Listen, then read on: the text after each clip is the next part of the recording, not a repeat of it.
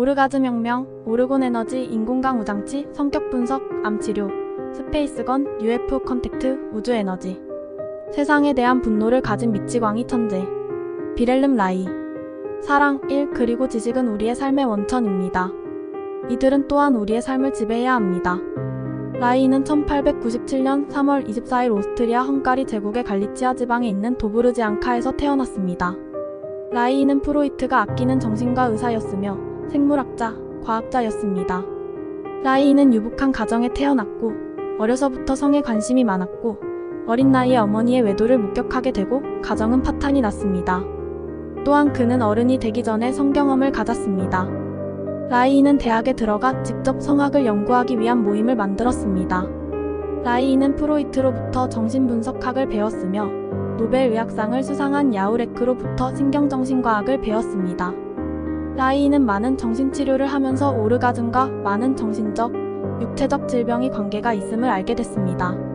프로이트는 자신의 리비도 이론을 포기했지만 라이는 끝까지 파고들어 자신만의 오르가즘 이론을 만들어냈습니다. 오르가즘 연구로 인해 세상의 수많은 멸시와 조롱을 받았습니다. 이것은 그의 위대한 업적을 깎아내리는 물타기 전략이었습니다. 세상은 그를 미치광이 섹스머신으로 만들었습니다. 당시 독일은 나치가 세력을 키우던 때였고 라이는 공산당에 들어가 성혁명을 사회적 운동으로 만드는데 막스와 엥겔스의 이론을 공부하며 엄청난 노력을 했습니다. 라이는 학기당 7,000명이 모이는 막스 대학에서 성과 정치에 대한 강의를 했습니다. 당시 이곳은 아인슈타인도 강사로 있었던 곳이고 독일 전역에 여러 분교가 있었습니다. 공산당은 당원을 모집하기 위해 라이를 이용했습니다. 그러면서 라이의 성정치 책을 출판을 허락하지 않았습니다. 결국 라이는 스스로 출판사를 세워서 책을 출판했습니다. 그때 라이는 한 여자와 깊은 사랑에 빠집니다. 그녀는 댄서였고 그녀를 통해서 라이는 몸, 움직임, 호흡 등의 지식을 강화하게 됩니다. 라이는 이미 수년 전부터 정신병 환자들의 몸에 대한 지대한 관심을 갖고 있었습니다. 성격 분석은 표정 읽는 방법을 발전시켰다. 성격 분석은 말이 필요 없는 말 없는 방식이다. 라이의 초기 업적 중 가장 중요한 것은 바로 정신과 의사로서 환자의 표정, 움직임 등을 치료에 활용한 성격 분석법의 개발입니다. 성격 분석 출판은 프로이트가 승인했다 나중에 번복했습니다. 라이는 성격 분석에서 근육갑옷이란 이론을 제시했습니다. 팽창과 수축을 하는 생명체가 충동 금지를 당하면 마치 갑옷과 같은 셀프 디펜스 메커니즘이 만들어진다고 봤습니다. 라이는 프로이트의 리비도를 생명 에너지라고 생각했습니다. 사람의 리비도를 물리적으로 측정하는 장치를 만들고 연구를 수행하였고 그 결과 생명체의 오르가즘 정식을 만들었습니다. 라이는 오르가즘 정식이 사람 이외의 아메바와 같은 생명체에도 적용되는지 연구했습니다. 이 과정에서 죽은 풀잎이 분해될 때 공기방울 같은 소포체들을 발견하게 됐습니다. 라이는 이 소포체들이 모여서 아메바 같은 생명체가 만들어지는 것을 관찰했습니다. 무생물의 소포체들에 모여서 생명체가 된다는 사실을 발견했습니다. 이러한 과정은 지금도 실시간 영상으로 남아 있습니다. 라이는 이 소포체를 바이온이라고 이름지었습니다. 바이온들이 박테리아가 못 움직이게 하거나 죽이는 현상이 관찰되었습니다. 라이는 1936년 영국 과학자의 암세포가 발생하는 영상을 보며 자신이 암세포가 발생하는 원리를 발견했다고 직감했습니다. 바이온은 박테리아 정도의 크기로 이것을 관찰하기 위해 4,000배를 확대할 수 있는 현미경을 구입했습니다. 라이는 로커펠러 재단에 자신의 암 연구를 지원 요청했지만 금방 거절당했습니다. 당시 라이의 연구는 파격적이었으며 많은 과학자들은 라이를 사기꾼이라고 생각했습니다. 라이는 바이온이 박테리아뿐만 아니라 암세포를 무력화하는 것을 관찰하고 쥐를 대상으로 암을 치료하는 방법에 몰두했습니다. 바이온들이 패킷 형태를 구성했는데 이것을 PA 바이온이라고 불렀습니다. 라이의 파격적인 암 연구는 프랑스 교수를 비롯하여 여러 번 재현되는 결과를 얻었지만 주류 언론 및 과학계로부터 또다시 악의적 공격을 받았습니다. 라이의 조수가 실수로 바닷모래를 멸균하여 바이온 실험을 하였는데 즉각적으로 암세포를 무력화하는 것이 관찰되었습니다. 라이는 이 바이온을 사파바이온이라 이름지었습니다. 라이는 바이온 실험을 하면서 바이온이 일종의 에너지를 방사하는 것을 알아챘습니다. 라이는 이제 이 에너지 방사가 어떤 것이 조사했습니다. 패러데이 케이지 실험을 통해 이 에너지는 전자기 에너지가 아님을 알아냈습니다. 이 에너지는 생명 에너지였습니다.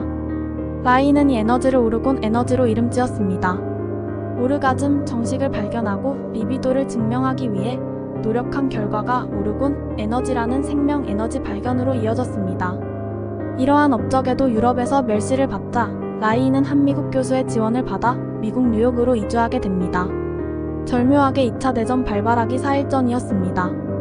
미국에 도착하자마자 암 연구를 계속했고 큰 콩 사이즈의 유방암을 가진 쥐에게 사파바이온을 주입하였더니 며칠 만에 크기가 줄더니 6일째 크기가 절반이 되는 것을 관찰됐습니다. 바이온이 암세포의 크기를 줄이고 생명을 연장하는 효과가 있었지만 실험쥐들은 모두 결국 죽었습니다. 그렇다고 하더라도 오르곤 에너지가 암을 치료하는데 분명한 영향이 있다는 것은 분명했습니다. 암 연구가 진행되는 동안 미국 FBI의 라이의 공산주의 활동을 경계하는 내용이 보고됐습니다. 이때부터 라이에 대한 FBI 조사가 시작됐습니다.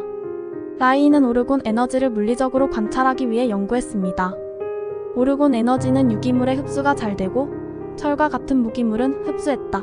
바로 튕겨내는 것을 발견하고 내부에 바이온을 넣어 오르곤 에너지를 모을 수 있는 박스를 고안했습니다. 이것이 ORGON이 어규뮬레이터입니다. 그런데 내부에 바이온 배양액을 넣지 않아도 오르곤 에너지가 모이는 것이 관찰되었습니다. 그는 도대체 이 에너지가 어디서 오는 건지 알 수가 없었습니다. 한 여행 중 대기 중에서 오르곤 박스에서 봤던 현상들을 관찰하고 오르곤 에너지가 대기 중 어느 곳에나 있다고 생각했습니다. 즉 세상 어디든 오르곤 에너지가 있다는 것입니다. 암 연구에 있어서 바이온을 주입하던 방식에서 대기에 오르곤 에너지를 모으는 방식으로 변경했습니다. 그 결과 바이온 주입보다 암 치료에 더 효과적인 것이 밝혀졌습니다. 오르곤 박스에서 전화 방전이 바깥보다 더 느린 것을 관찰하고 오르곤 에너지를 수치화하는 측정 장치를 개발했습니다. 현대적 기술로 오르곤 에너지를 측정할 수 있는 장치도 개발되었습니다. 오르곤 박스의 위쪽 부분에서 바깥 온도보다 높게 측정되는 것도 관찰되었습니다. 이와 관련해서 아인슈타인과 라이의 오르곤 에너지에 대한 만남이 이루어졌습니다. 우스갯소리로 가끔 화자되는 매일 4시간 오르곤 박스에 들어갔던 대학 교수 아내가 있은 듯냐. 뭔가 느끼는 게 있으니 들어갔을 것입니다. 오르곤 에너지는 당대 최고 과학자 아인슈타인도 큰 관심을 가졌습니다. 아인슈타인은 라이를 집으로 초대하였고 라이가 준 오르곤 박스로 실험도 진행할 정도로 관심이 많았습니다. 그러나 어떤 이유로 아인슈타인은 라이의 편지에 응답하지 않게 됐습니다. 라이는 오르곤 에너지를 이용한 쥐의 암치료 결과가 너무 좋아서 사람에게 적용하기 시작했습니다. 초기 결과는 매우 효과적이었습니다. 이 결과를 아인슈타인에게 보냈지만 그는 아무런 대답도 없었습니다. 라이는 대기 중 오르곤 에너지가 날씨와 시간에 따라 달라지는 것을 오랜 시간 측정을 통해서 알아냈습니다. 비가 오는 날에는 에너지 레벨이 급격히 낮아지는 것이 관찰되었습니다. 암 연구가 한참일 때 FBI는 라이가 위험한 인물이라는 결론을 내리렸습니다. 1941년 12월 라이는 구금되게 됩니다. 구금은 25일 후 풀렸습니다.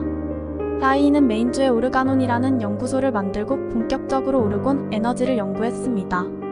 암치료뿐만 아니라 모든 곳에 존재하는 코스믹 오르곤 에너지에 대해서도 많은 연구를 진행했습니다. 그를 따르는 많은 사람들도 이곳에서 함께 연구했습니다. 라이는 스스로 천재라고 얘기할 정도로 많은 분야에 관심을 가졌습니다. 47세에 피터를 얻고 아동 정신심리학도 연구했습니다. 연구 결과 Children of the Future라는 책을 쓰기도 했습니다. FDA는 라이의 암치료 연구를 문제 삼고 10년 넘게 라이를 괴롭혔습니다. 라이는 고독했습니다. 지원을 끊고 FBI, FDA 조사로 압박하고 라이는 주변 사람들이 괴롭힘을 당하는 것을 지켜봐야만 했습니다. 그러나 그는 굴복하지 않고 연구를 계속해 나갔습니다. 라이는 대기 중 오르곤 에너지 레벨이 높을 때 가이거 개수기의 바늘이 방사능 물질보다 더 높은 수로 도는 것을 관찰하고 오르곤 에너지를 기계적 에너지로 바꿀 수 있다고 생각했습니다. 라이는 오르곤 에너지로 작은 전기 모터를 돌리는데 성공하게 됩니다. 오르곤 에너지는 사람에게도 존재하기 때문에 사람의 오르곤 에너지를 이용해서 모터를 돌리는 것도 가능했습니다.